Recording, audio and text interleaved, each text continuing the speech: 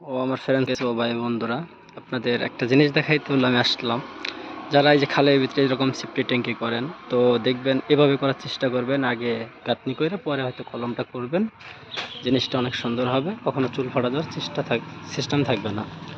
আর উপরে আসেন, আমরা একটা জিনিস দেখাই, সেটা হচ্ছে ছাদের রডগুলো কীভাবে বাঁধবেন।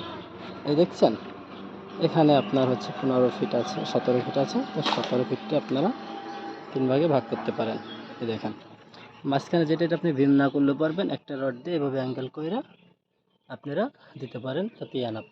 তারপরে আপনার ছাদের রডগুলো এভাবে দিতে পারেন। এইটা হচ্ছে আপনার লাগাতে পারেন। এই দেখেন, এখান দিয়ে আছে আপনার ভীমের রডগুলো এভাবে দেওয়ার চেষ্টা করবেন। এরা সবগুলো যত এরকমই হয়, এতটুকু যেন 1.5 ইঞ্চি ক্লিয়ার থাকে। 1.5 ইঞ্চি ক্লিয়ার থাকতেই হবে। বাট তারপরে যে এই যে টপ রড, এই মেন রডটা, এই রডটা সবসময় এই যে মাঝখানে আসছে, এখান থেকে এল দিয়ে দিতে হবে, যদি ভীমের ভিতরে এই রডটা সাপোর্ট থাকবে। ওই দেওয়ার চেষ্টা করবেন, জিনিসটা ভালো হবে, সুন্দর হবে। আর এইটা কেমন হয়েছে একটু জানাবেন সবাই। ওকে, আসসালামু আলাইকুম ভাই বন্ধুরা।